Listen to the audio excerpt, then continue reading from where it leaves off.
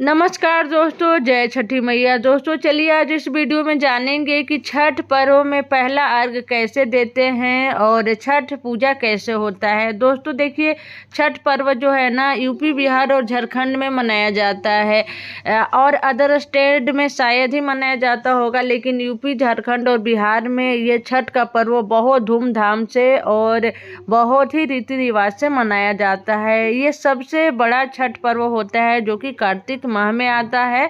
छठ पर्व 2 बार आता है, एक आता है चैत में और दूसरा आता है कार्तिक में। तो ये सबसे बड़ा छठ पर्व माना जाता है यूपी, बिहार और झारखंड में। दोस्तों छठ पर्व जो है ना 4 दिन तक चलता है। सबसे पहला दिन होता है नहाए खाए बरौना। बरौना के दिन बरगा करके खाना खाया जाता है, जैसे कि साध्वी भोजन, बिना लहसुन प्याज का भोजन किया जाता है, एकदम से साध्वी भोजन। उसके बाद दूसरा दिन होता है खरना। खरना वाले दिन पूरे दिन भूखे प्यासे बिना अन्न जल के रहना होता है, जो भी छठ व्रत करते हैं। फिर अच्छे से घर को गोबर माटी से लीप करके, जिसके अगर प्लास्टर किया हुआ पक्का मकान है वो अच्छे से पोछा झाड़ू लगा करके, उसके बाद शाम को खरना करने के लिए नदी या नहर में या फिर तालाब में या फिर कुएं में जा करके वहाँ पे नहा लेते हैं। नहाने के बाद वहीं से पानी लेके आते हैं खीर बनाने के लिए। और शाम के होता है खरना। तो खरने में खीर बनता है, पूड़ी बनता है और हलवा बनता है, ठेकुआ बनता है, इस तरीके से बनता है। और इसी से प्रसाद से खरना होता है। खरना करने के बाद सभी को प्रसाद खिलाते हैं और यही खरना खा करके फिर दूसरा दिन जो है ना पूरे दिन भूखे रहना होता है, प्यासे रहना होता है, कुछ भी खाना पीना नहीं होता है। और फिर तीसरा दिन जो व्रत होता है, जैसे पहला दिन तो हो गया आपको बरौना, दूसरा दिन हो गया खरना और तीसरा दिन जो होता है वो पहला अर्घ पड़ता है शाम के समय। सूर्य डूबने से पहले पहले पड़ जाना चाहिए।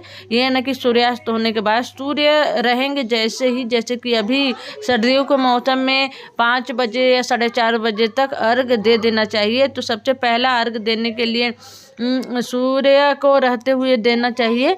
तो पूरे दिन भूखे प्यासे रहने के बाद शाम को जो है ना ठेकुआ से ये सबसे अर्घ, जितना सामान होता है सारे सामग्री से अर्घ देना होता है।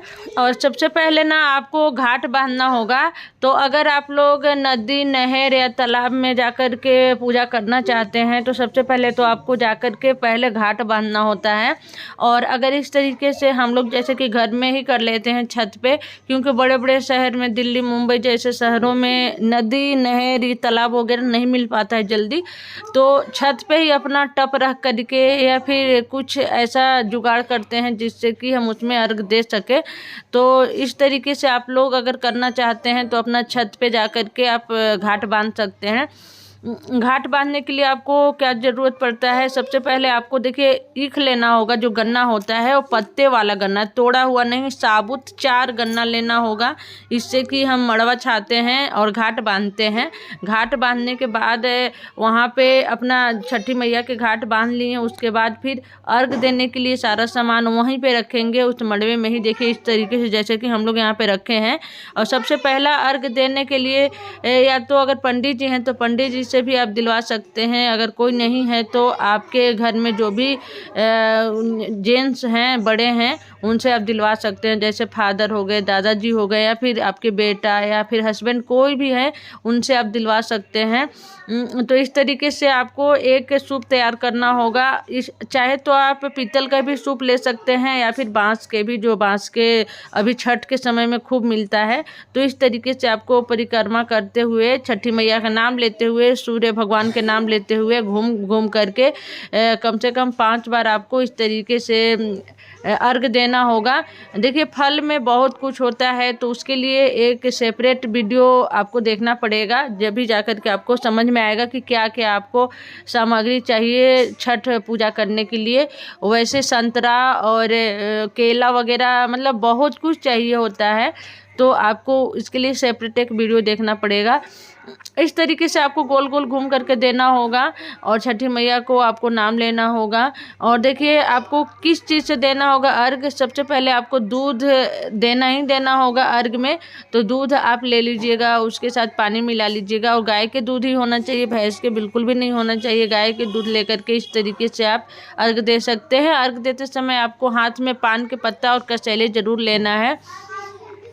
इस तरीके से पहला जब अर्घ आपको हो जाएगा तो आपको पाँच जो होता है ना, 5 छठी मैया का गीत गाना होगा बैठ करके, जहाँ पे आप लोग छठी मैया का जो मड़वा छाए हैं, जहाँ पे आप लोग घाट बांधे हैं, वहीं पे बैठ करके।